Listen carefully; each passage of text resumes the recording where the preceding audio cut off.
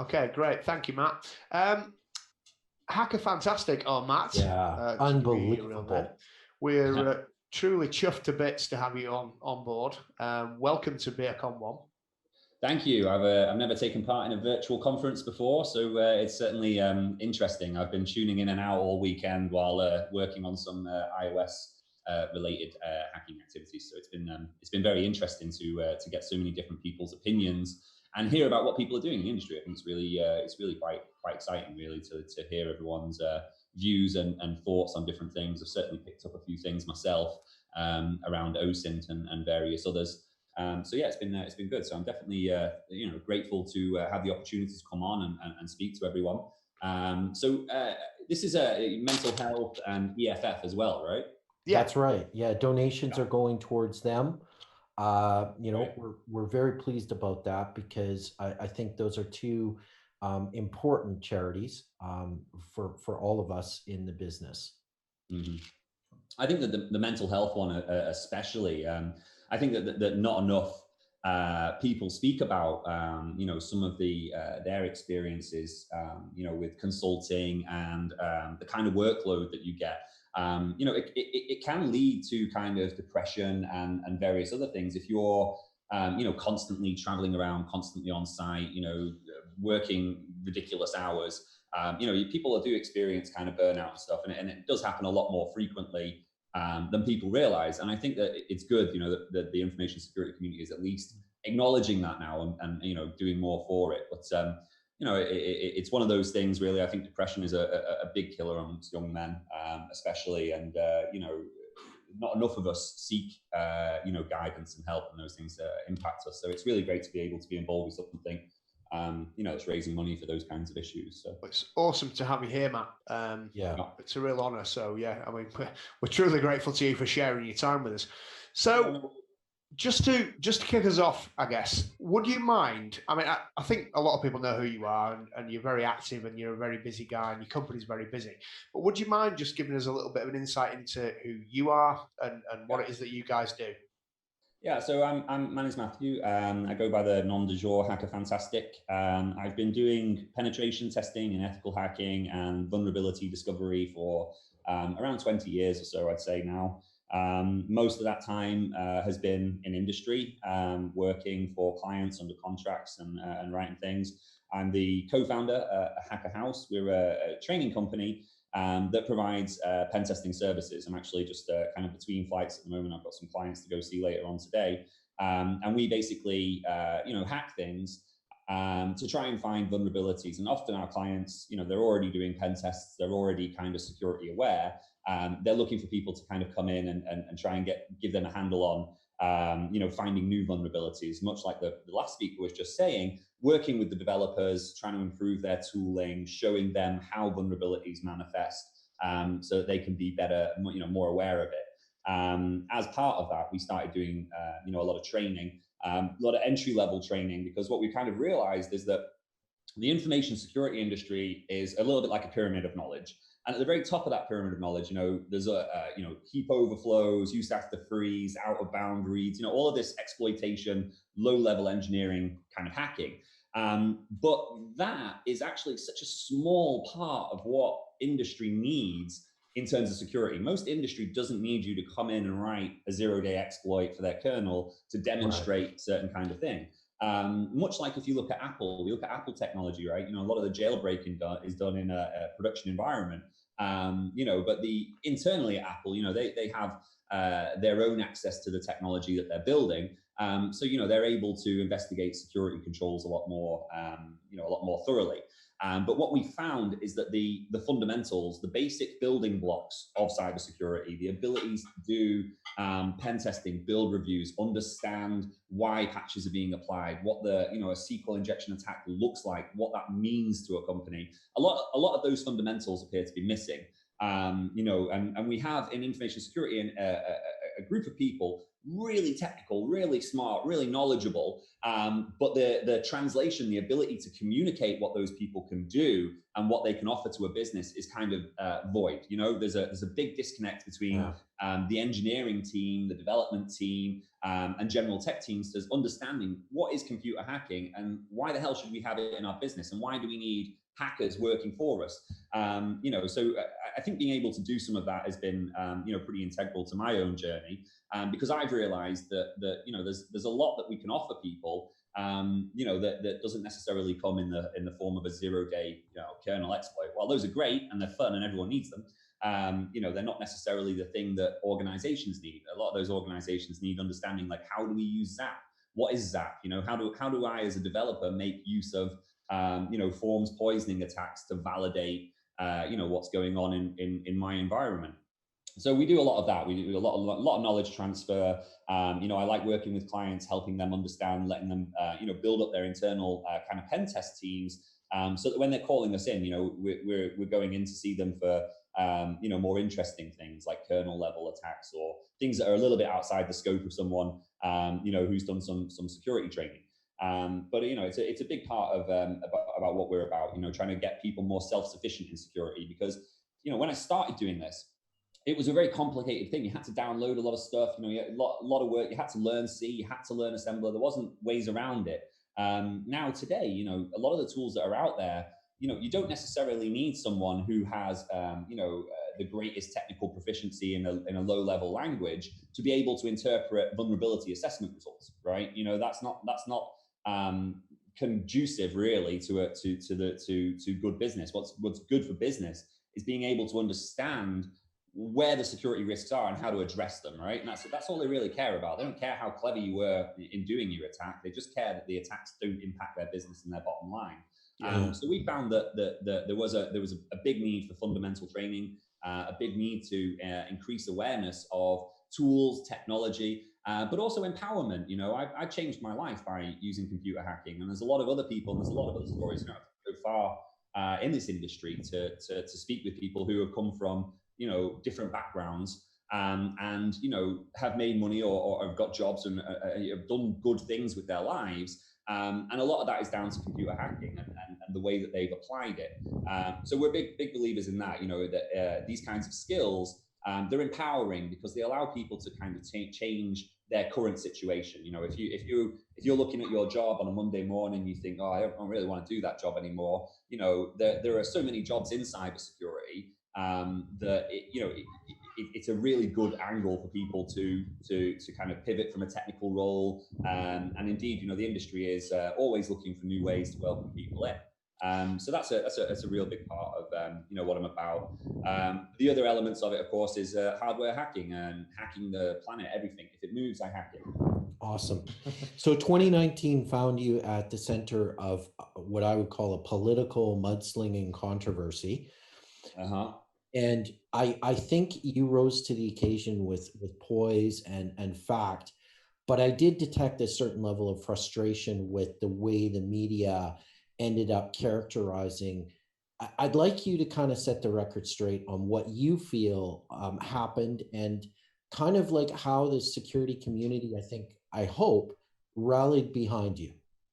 I think you know, the media, unfortunately, is you know, it's divided into different beats, and the InfoSec beat and the technology beat were some of our staunchest supporters. They didn't write anything untoward. For those who are listening and don't know, there was some allegations with my business partner that were found to be completely untrue. You know, they were quelled, but they were placed in the media and in the tabloids, and it resulted in a negative publicity for us. So that kind of media storm was very difficult to manage. You know, we had a lot of members of the public contacting us. We had a lot of, you know, not very nice things said, both towards me and my business partner, who's also my wife, just for the record. Okay. Yeah. So, you know, very, very difficult, you know, time for us both. But in terms of the, you know, the community element of it, you know, aside from, you know, the journalists not really covering it on their beat, you know, for us, it was interesting to see how the media will just take and write anything. You know, I can't really speak for my business partner, but a lot of the stuff that was written was, completely untrue. We have a 2-year-old daughter, and it was hard to have to deal with members of the public commenting on my personal life, especially as people in cyber. But these things, unfortunately, they do happen. And I think they can happen to any of us. When we started Hack the House, and Jen was like, I'll put you as the CEO. She retained a higher percentage of control of the company.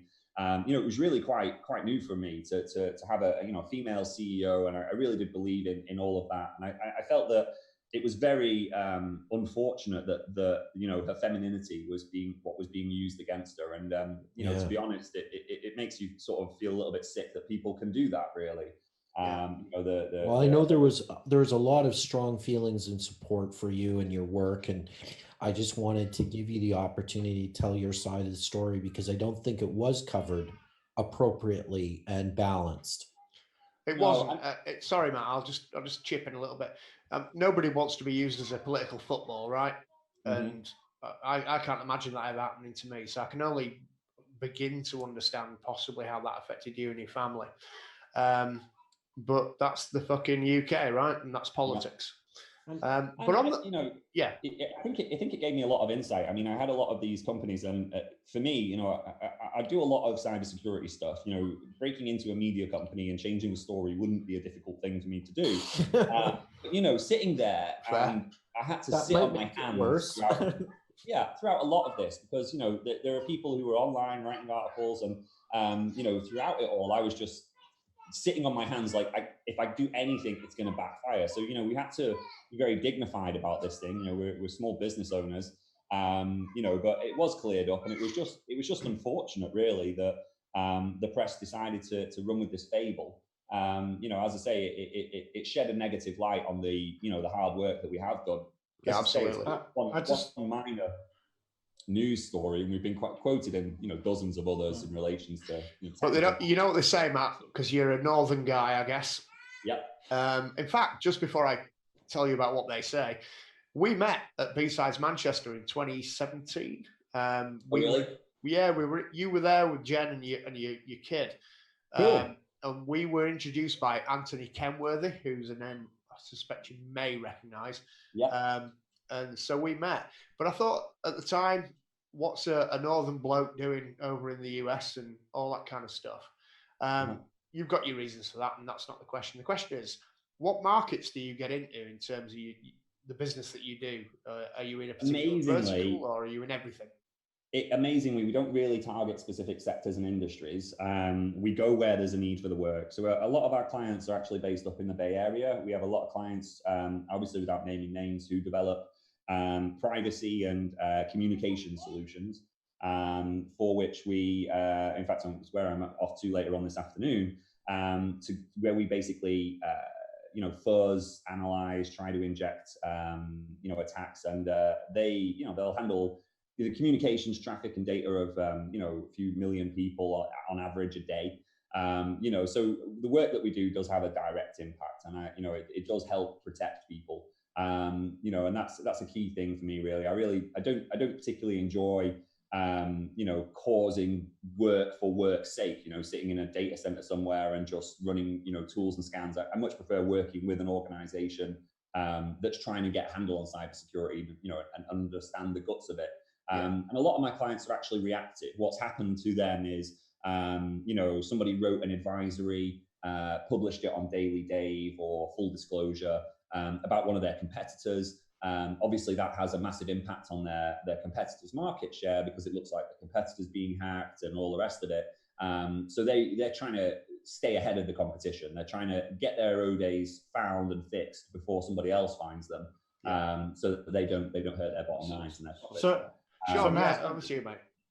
So one thing I wanted to ask, it kind of relates in some aspects to what Ian was raising, but when we mentioned hacking, the media just goes negative, doing bad things. How do we change that perception? Because I mean, one of the things I saw was a journalist saw you were hacking voting machines and said, "Oh, look what this guy's doing. He's immediately bad." How do we change that perception?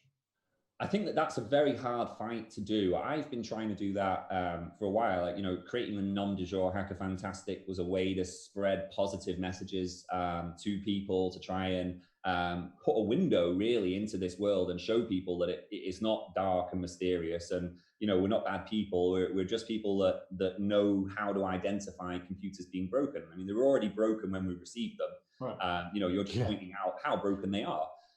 You know, so to spread that message and to achieve that requires a lot of you know, championing of skills, a lot of conversations, which we're not good at as an industry. We're not good at having conversations with you know, politicians, etc. And that's actually why my business partner and I ended up in business together, because she was doing that. She was having those conversations. She was getting in the face of politicians and asking them questions. I met Mr. Johnson once on his walk around in Richmond as mayoral walk as he was going around the town. And I spoke to him about computer hackers I knew who were being extradited, right? You know, they're facing extradition. They were facing serious penalties for their computer crimes.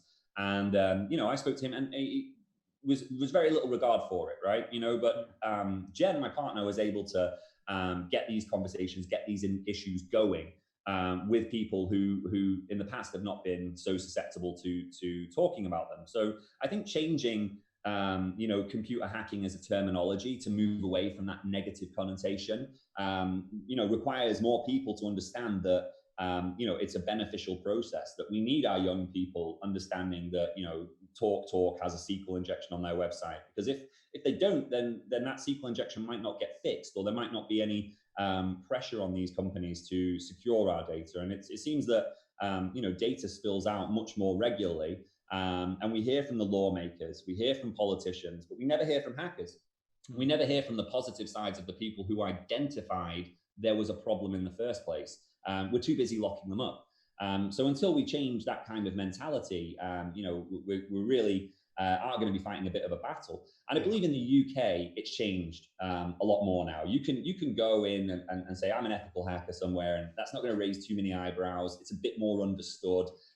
Even the tabloid journalists, when that incident happened, when the guy was saying, oh, you're a hacker, you're a bad person, you know, they recognize that ethical hacking is a legitimate pathway. It is a legitimate career. It is a legitimate job. You know, so I think times are changing, but here in the United States, that's certainly not the case. In fact, when we've gone to conferences and set up our stand and been like, hey, it's Hacker House, you know, we've had people come up to us and say, you guys are the bad guys, hackers, we don't promote that, this kind of thing. So we've still got the very much hackers are credit card thieves, hackers are spying on your email. You know, that mindset is still very much alive in the US. Whereas I believe in Europe, that's changing. You know, people are more aware of the jobs, they're becoming more aware this is a good outlet. Here in the US, people are doing, you know, CTFs. There's a lot of pathways. I saw numerous adverts for, you know, degrees in cybersecurity. So there's a lot of options here. However, that's still that teenage rebellion, you know, mindset is still frowned upon. And you know, I think we'd all agree with the fact that you know, censorship of us and the way that hackers work is not conducive to having good cybersecurity. You need hackers to be able to explain how they found bugs or what their problems are that they're identifying without the fear of arrest. And I mean, I saw, you know, a bug bounty program that redirected its traffic to the FBI. I mean, you know, that was AT&T. I mean, it's a fairly large telecoms provider, but you know, if you're scanning AT&T servers in what you believe to be legal, and then you inadvertently hit the FBI, you know, the Department of Homeland Security, they're not understanding about computer hackers. They see you all as a menace, and they want to put you in jail. You know, and I think that you've got a war really on that term. You know, if you said information security outlet, yeah, you know, nobody's going to bat an eyelid. But that term hacker has been well cemented in the public's perception, especially in America, as being a negative thing. Okay, yeah, that's fascinating. Right, Matt, we're out of time. Thank you very much for having me on. No, it's been our pleasure. So really, really appreciate you sharing your insights and your experience with us and being candid with us. And that we really appreciate that. So no worries, guys. Thanks very much. Enjoy the rest of your conference. Cheers, mate. Thanks a lot. Cheers. Bye. Hey.